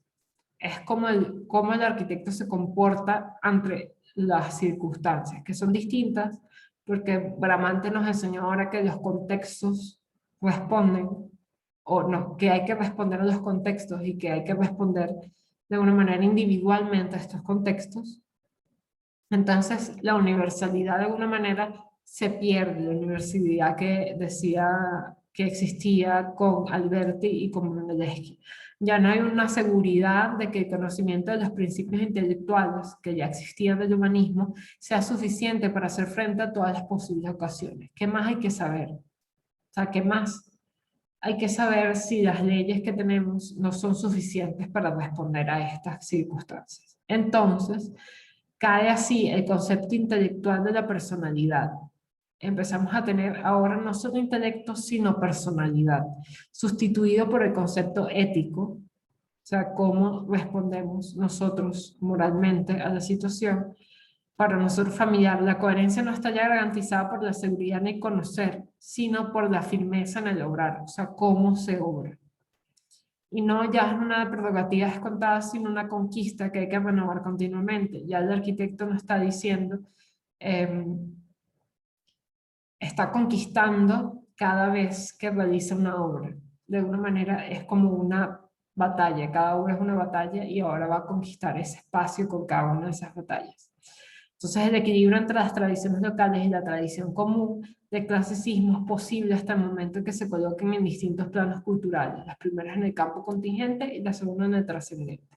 Hay como un distinto, como dos niveles, una del intelecto de las leyes clásicas contra la tradición y contra la personalidad, que es importante verla en el sentido de que no solamente que una persona sea chévere, sino que también es ético. O sea, eso puede ser una palabra para el glosario, que es ética. Entonces, de ahí viene la genialidad del artista. Entonces, estamos hablando de, porque ser genio no quiere decir solamente que seas inteligente, sino que tienes que tener un carácter mucho más allá de esto. Por eso ahora el genio tiene mucha más responsabilidad. El artista no se encuentra ya al margen de conflicto. No nos podemos quedar por fuera, porque además estamos hablando de que cada uno de los artistas tiene una carga ética. O sea, tenemos que hablar de, como habla Miguel Ángel, que él mismo dice que de alguna manera es una persona que está respondiendo frente a una situación. Entonces tiene una carga ética personal, o sea, cree, por ejemplo, en Dios, cree, por ejemplo, en su trabajo. Vamos a ver que, o sea, aquí lo que hizo también fue como hablar de cuánto costaba su trabajo. Él tiene como una ética de trabajo, tiene una ética de vida. Y esto se transfigura a su obra. Y vamos a entrar en esto que se llama la llamada crisis del lenguaje clásico, o que los autores le llaman así. Benévolo le encanta la palabra crisis, y esta es como una verdadera crisis porque hay un continuo descubrimiento de la tradición, en el sentido que estamos todavía descubriendo las ruinas, y en el otro que estamos descubriendo las tradiciones locales, que era lo que estaba hablando hace un segundo. Y esas tradiciones locales lo que hacen es de alguna manera contraponerse o enriquecer la tradición universal que ya teníamos. Entonces hay un universal suprahistórico que es este universalismo del clasicismo, pero ahora es como un marco de referencia. De ahí yo saco mis referencias para poder adaptarlas a mi propia obra, y dependiendo de cuál obra y dependiendo de qué arquitecto soy, respondo de una manera. Entonces vamos a ver cómo esto va a traducirse al manierismo, donde cada uno de los arquitectos va a tener como una personalidad propia, una forma de responder a ese ideal suprahistórico o adaptarse a ese ideal suprahistórico. Entonces hay códigos que subvertir. Subvertir es una palabra también que pueden buscar, que es básicamente como cómo voltear, cómo mostrarlos de otra manera y cómo simplificar estos códigos. Ya no estamos buscando uniformidad, no estamos buscando armonía, no estamos buscando calma, sino estamos buscando tensión. Estamos tratando de buscar eh, cosas, elementos, articulaciones que nos muestren complejidad, que nos muestren movimiento, nos muestren narrativa, nos muestren expresión. Esto no solamente porque Miguel Ángel es esencialmente un escultor, sino también porque estamos viendo que ya el contexto general no es armónico. El contexto general está muy contradictorio, está muy cargado, y estamos buscando también cómo expresar nuestra forma de ver el universo fragmentario que nos está mostrando. O sea, esta guerra, esta tensión, cómo la mostramos, cómo tenemos espacios que respondan a esta forma de ver la vida ahora. Y comienza de alguna manera, además, en paralelo, a ganar importancia el ordenamiento del urbano, que ya lo habíamos visto un poco con Bramante, pero eran como espacios más interiores que exteriores. Ahora vamos a ver, por ejemplo, proyectos de plazas con Miguel Ángel, y las representaciones gráficas, las representaciones planos más complejos. Y esto se pasa porque hay respuestas más complejas en las edificaciones. O sea, ¿cómo represento yo cosas que cada vez son más complejas, que están solamente además, o sea, ya sabíamos que como Brunelleschi todo está como dentro de mi pensamiento, dentro de mi mente, solamente en la mente, en la mía, no en las de los demás, pero ahora es evidente que esto sucede, porque ahora el arquitecto es un genio particular. No estamos hablando de que tiene como unos ideales que todo se puede repetir, sino que solamente yo puedo responder así a un momento histórico y a un momento contexto. Entonces, tengo que terminar acá, pero quiero pasarles el meme del día, y para hacer eso tengo que parar mi conexión acá porque les quería pasar el audio y ponerles acá. Ok, creo que entonces debería verse. Esto es un meme que hicieron, creo que ya lo vamos a ver. Este es un meme que hicieron sus compañeros hace, creo que ya hace 3 años. Y con esto vamos a terminar. Esto es un fragmento de la misma película que ellos vieron y que ustedes van a ver, que es Agonía de Éxtasis. Y esto fue uno de los resúmenes, uno de los memes, una de las síntesis que ellos hicieron para el trabajo final. Entonces, para mí, que lo vayan viendo, porque no son, porque esto es una maravilla. Entonces, creo que lo voy a tener que mostrarles acá. Vamos a hacer algo. Esto es casi como si estuvieran vivos. No entiendo qué va a suceder. Me ven la cara de tensión.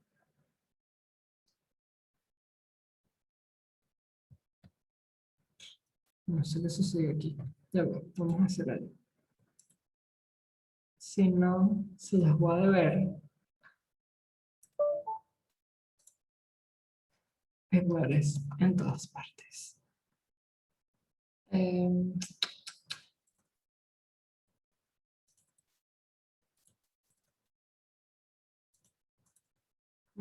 aquí está. Cuando resuelves el mayor... Ujú. Creo que ya escucharon un poco. Vamos a intentar compartir de nuevo. Aquí estamos. Nunca incluyen videos en sus presentaciones. Nunca funciona. Nunca he entendido por qué yo lo sigo haciendo y nunca me funciona. Voy otra vez. Y aquí cerramos. Finalmente. Cuando resuelves el mayor problema constructivo de la época. Pero Ya va. Creo que ustedes están escuchando. cuando resuelves el mayor problema constructivo de la época. Pero nadie sabe quién eres.